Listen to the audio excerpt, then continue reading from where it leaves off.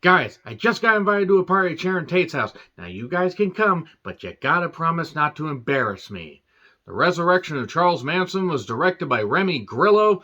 No, not to be confused with Remy Zero, because somebody saves me. That is Remy Zero. Remy Grillo is the director of this movie. In his directorial debut, this was written by two different people.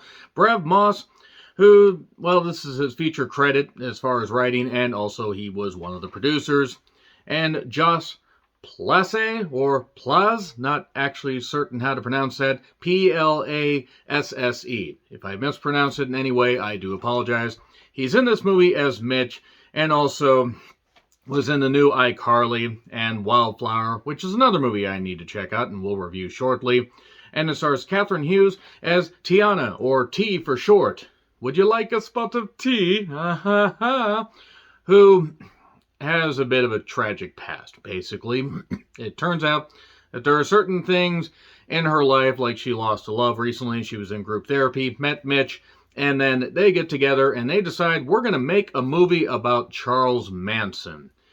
And Tiana is going to play a character named Annie. Annie, are you okay? Are you okay? Are you okay, Annie? Unfortunately, every time a character is named Annie, I have to say, Annie, are you okay? Are you okay, Annie? Now, they go to a particular area in the desert, an Airbnb, so to speak. It looks like kind of a nice house to get away from their noisy neighbors to film, and they film a couple scenes. And then we get some history, a lot of history, about Tiana's family and how she has kind of been messed up in the head, and maybe things are starting to bleed from the movie into reality, and suddenly weird shit starts happening, and Mitch says, we need to get out of here, but boy, by then it's too goddamn late, and then weird shit starts going on. Okay, I will say right now, this is most certainly leagues better than The Haunting of Sharon Tate, but I've shat things out better than The Haunting of Sharon Tate. I've thrown up things better than The Haunting of Sharon Tate. Fuck The Haunting of Sharon Tate. How dare you? How dare you, The Haunting of Sharon Tate? How dare you exist? Hilary Duff was in that. Hilary Duff has not made the best movie career choices. She was not in this movie. Let's get back to The Resurrection of Charles Manson.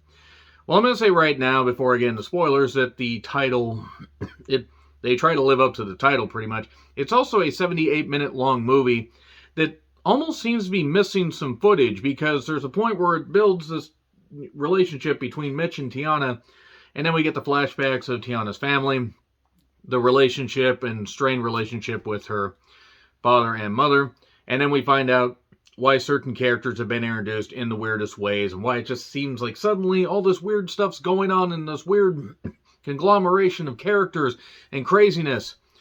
And it just ends up being a movie that at times didn't seem to know what it wanted to be. At times there were a few decently tense moments. It also relied a little bit too much on the tension music. The acting is fine. Actually, the acting probably is a bit above what I would expect from a movie called The Resurrection of Charles Manson. But yes, Robert, who plays Tiana's father, is played by Frank Grillo. I wonder if there's any relation. Should we get the Animaniacs? No relation in. And Jamie King was also in this. Yes, the one that was in My Bloody Valentine. She's also been in other stuff. She's not a bad actress. Sarah DeMont, who was in The Accursed. I saw The Accursed. She's beautiful. She has the potential to actually be a pretty good star. But yeah, The Accursed wasn't good, and this movie wasn't great. I'm going to say right now, there were moments where I was like, okay, this is kind of all right, but it seems a little messy, a little jumbled, and also it seems like we went from here to here all of a sudden, because we only had a certain amount of runtime to go with. I mean, literally, it just sets this stuff up and then says, oh, bing, bing, bing, bing, we're just going to go right up here. I don't mind movies going from like 5 to 50 pretty quickly. Not necessarily 0 to 60. There's a little bit of space there. It's all right. Acting's decent. Catherine Hughes isn't too bad. I think there was potential to do more with this, but as far as a directorial debut, Remy does fine. Again, better than The Haunting of Sharon Tate. Decently atmospheric. The tension music was a little bit too much, and sure, it gets a little bit silly. There are a few moments where I think the director, or not, but the character's motivations seem a little bit like shifty. Like suddenly people are going to do one thing and then bam, they decide to do the right thing, or they decide to just do something out of nowhere, and it seems like things just, boom, come out of nowhere where characters suddenly are just required to act like idiots. The conclusion is decent for what it is. I rented it for a few bucks on Amazon. I will always make sure to do that, unless it's already on a streaming service that I pay for. Because why not throw a few bucks towards the filmmakers? Hell, give them a few bucks and see if you end up enjoying the resurrection of Charles Manson. It does actually utilize the mechanical man or mechanical boy, mechanical man, mechanical boy, whatever title you want to go with. That actually ends up being pretty goddamn haunting. In fact, actually, the music, besides the tension music, turns out to be pretty goddamn good. So overall, not too bad, not too great. I am going to get into spoilers, just so you know, but that's your warning right there. Check it out if you want to. 3, 2, 1, and spoilers. Okay, so it turns out Tiana, her family is actually the one trying to resurrect Charles Manson. They're going to use Mitch as the guy. Why? Why not? That's it.